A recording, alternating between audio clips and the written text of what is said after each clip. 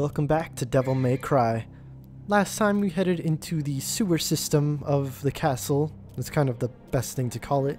And we got the guiding light, another sort of time limit item akin to the melancholy soul, although rather than having a literal time limit, instead it constantly drains your health until we actually go put it back in the room that it belongs in.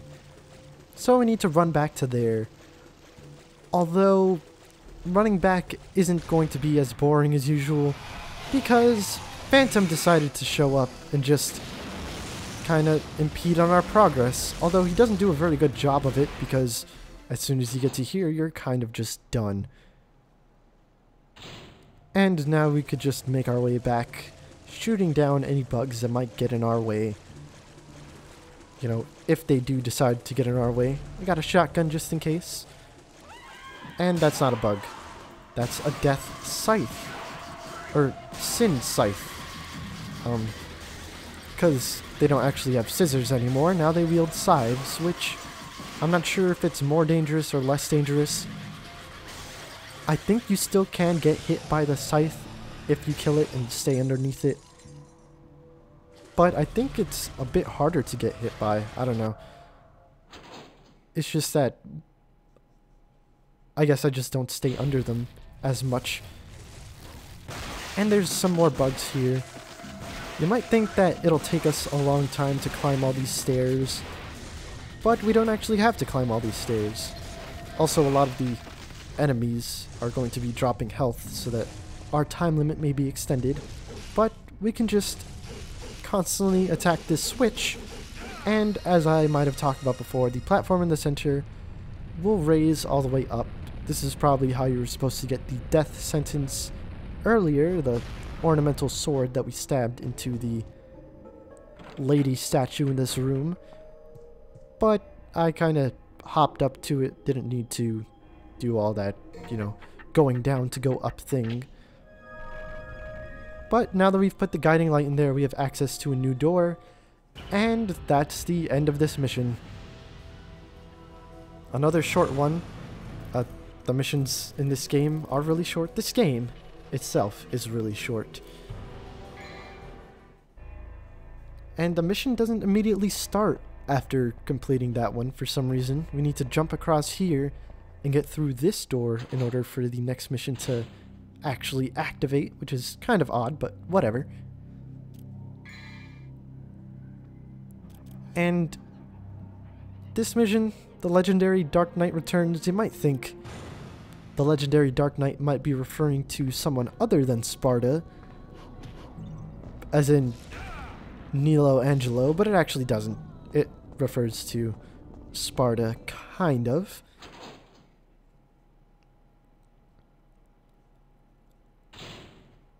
I'm not sure if it's right at this moment. Actually, I think it is. As soon as we try to exit this area, a certain enemy comes back.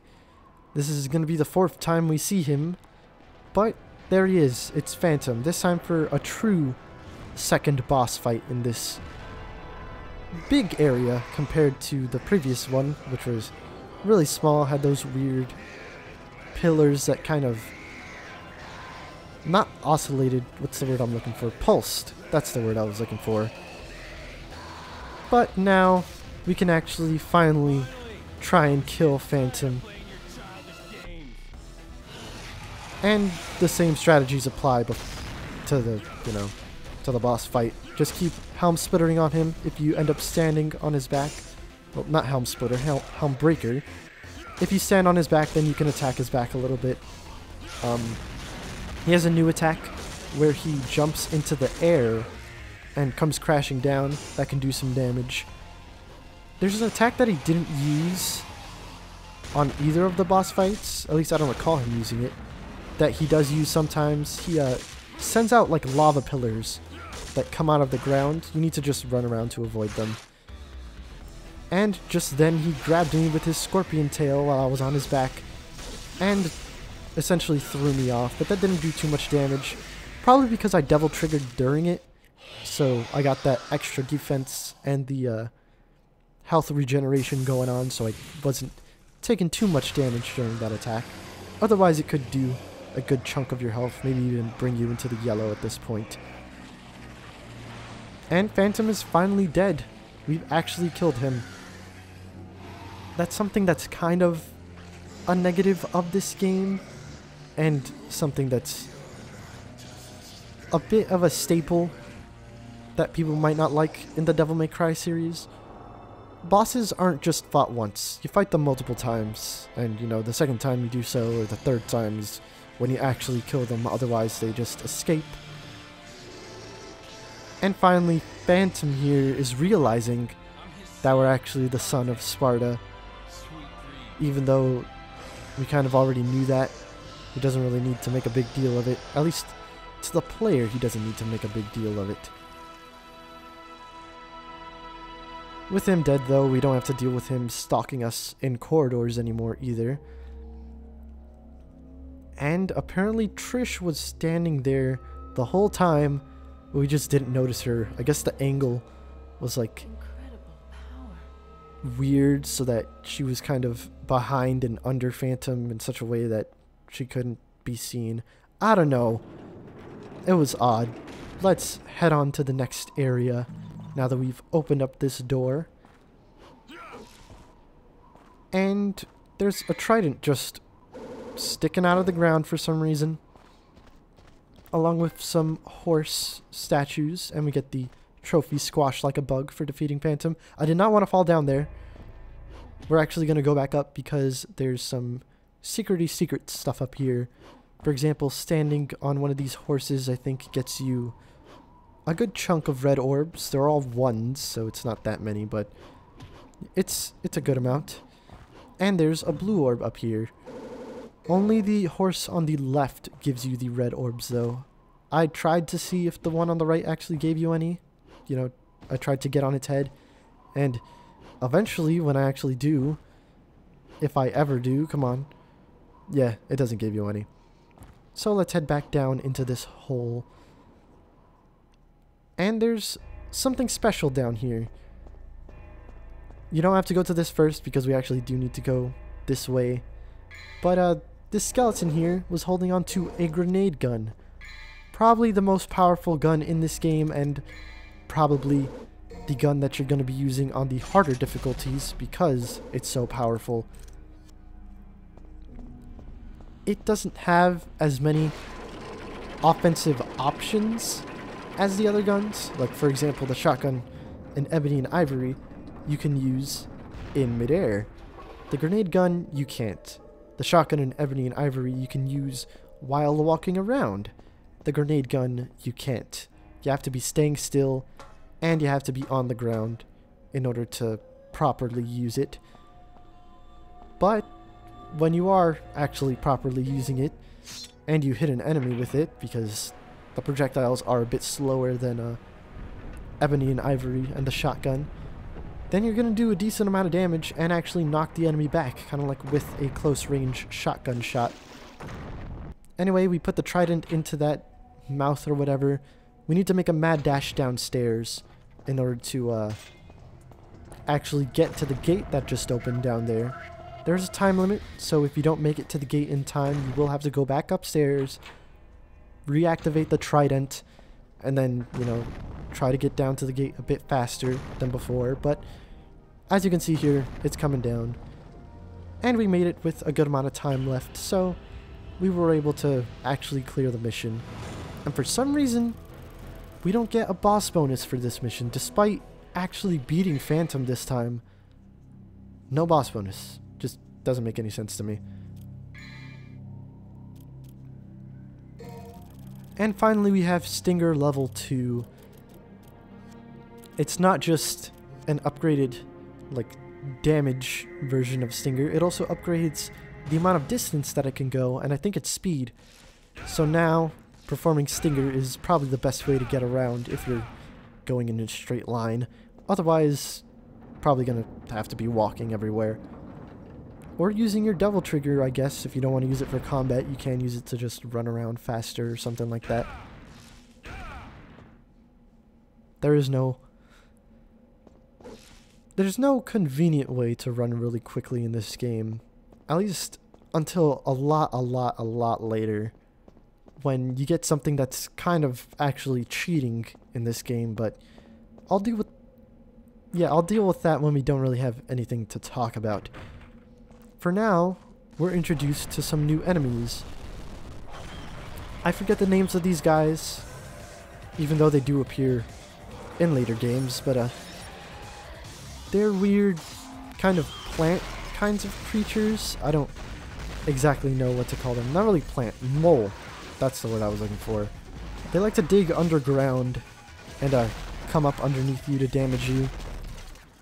What I'm going to be doing for a lot of enemies from now on is using the grenade gun, because after using the grenade gun, usually there's a lot of end lag, by which I mean Dante kind of stands still for a long time and doesn't do anything.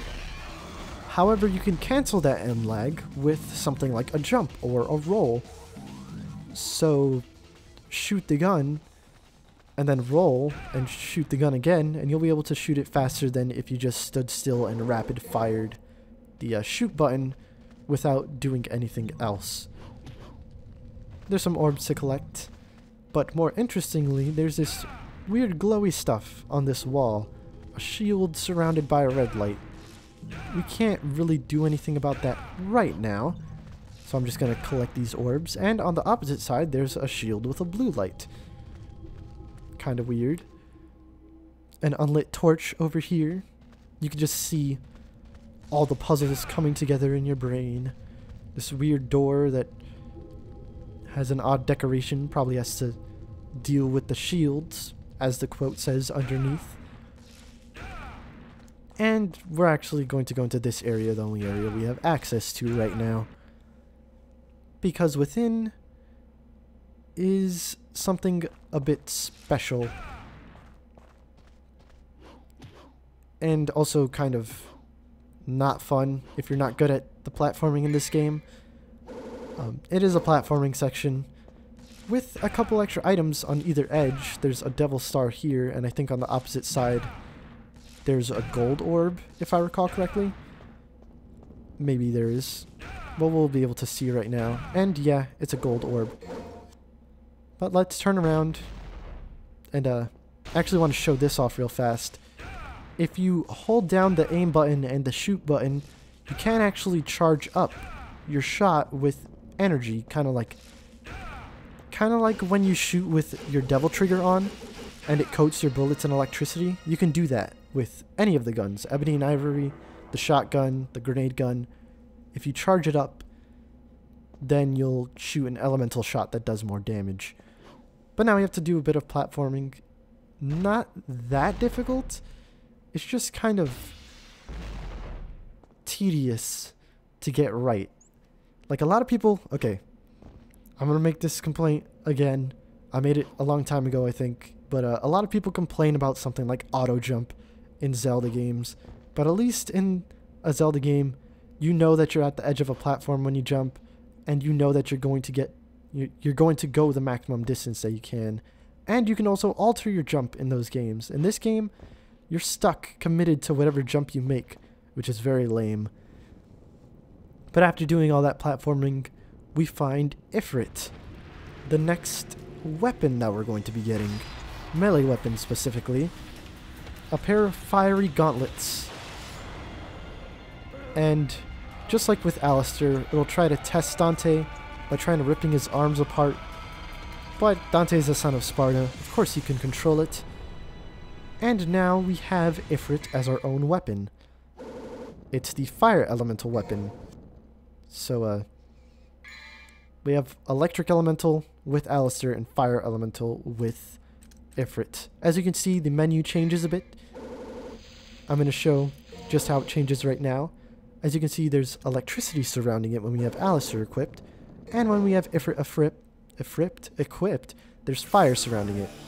You can also change your weapons on the fly if you click in R3, which is kind of an odd way of changing weapons. And there is a bit of an animation to it, so it's not that on the fly, just, you know, you don't have to go into a menu. But it's pretty cool. And our devil trigger changes a bit as well. Of course, you know, no more electric elemental with this weapon. We're stuck using fire. And our shots, of course, will have fire coated around them. While both in Devil Trigger and if you're doing a charge shot. As I'm going to show right now. There's fire surrounding us. We shoot the shot, and it's surrounded in fire. Kind of... Well, how should I put this? I don't like the charge shot in this game. It's better in other games because in order to shoot, you need to lock onto an enemy. And in order to charge your shot, you need to hold the gun button. So that means holding down a face button and holding down a shoulder button. So you're already holding down 2 buttons in order to do that. You can't really attack enemies that effectively while doing it. Like, I can't use my sword while charging my shot is what I'm trying to say. At least not very easily. If I did a little like claw kind of control grip, then I would be able to maybe. Anyway, enough of that tangent. We have a boss here. This is Griffin. Kind of like how Phantom was fire elemental. Griffin here is electric elemental. So obviously the smarter thing to do is to use fire against him. In this first fight, because, as I said, there are multiple boss fights in this game with the same bosses, doing dive kicks at him with Ifrit is probably going to be your best bet. And you can get on his back sometimes and attack him like that, so that's pretty cool. But he does send out like waves of electricity that you need to jump over or duck under. It kind of tracks you to where you were, so that's how that works. Not taking the health orb that was there earlier while fighting the normal enemies is probably a good thing on my part, because now I can take it and actually refill my health a good chunk, rather than preemptively take it thinking that I'm not going to go back to this area, even though there's puzzle stuff around here. So of course we're going to go back to this area. In fact, we're going to go back to a lot of areas in this game. That's just how this game works. Anyway, now that we actually knocked him down, we can actually hit him in the core, actually. I said actually way too many times there. And do a very good amount of damage to him. He's very nearly dead, so a few more grenade gun shots, and he's as good as toast. I mean, toast isn't that great. As you might have seen, I actually taunted just there to get a lot of my Devil Trigger back. It got me up like 2 runes, which was pretty good. But Griffin flies away without actually dying. Now that we have the power of fire, we can light up this torch over here and actually open up this door. I'm going to show off Ifrit's combo right here. 2 punches followed by a pair of kicks. And rather than having pause combos like Alistair does, instead we have chargeable attacks. So you hold down the button and you're able to do more damage with the attack at the expense of, you know, not actually attacking and keeping yourself open. So a little risk-reward thing. Maybe do it after an enemy is knocked down. And then the mid-air attack for Ifrit is a dive kick. You do a flaming dive kick that technically has more range than Alistair's Helm Splitter.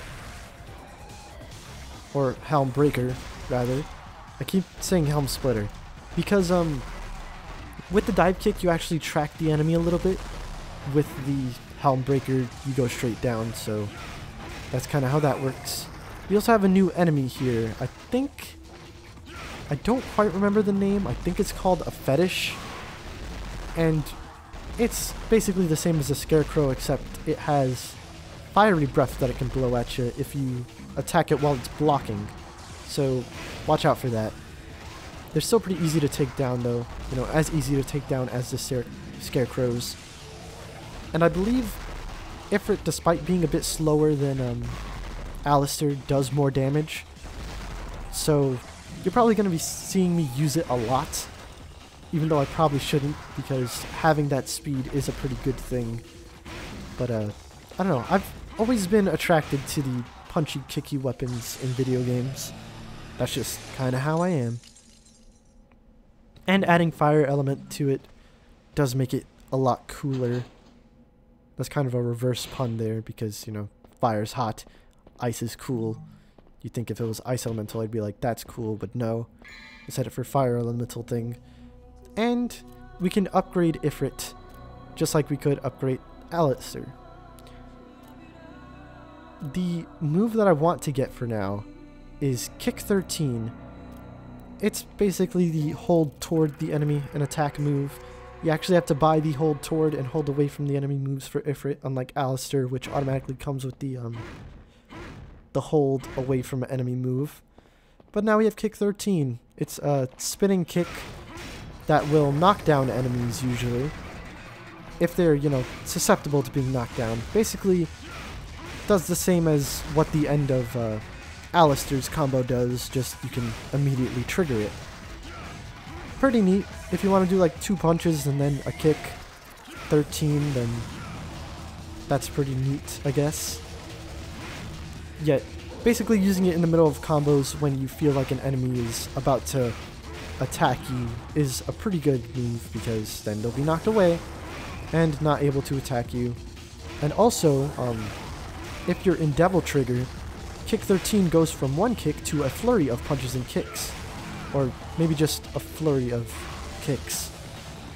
But in doing that, it actually takes more Devil Trigger.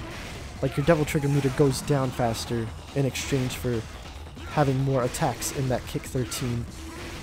So a little bit of a risk-reward kind of thing.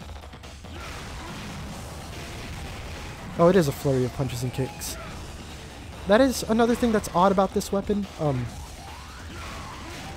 In other games in the Devil May Cry series, the Gauntlet is paired with Greaves, so, you know, foot equipment, so kicking the enemy makes more sense.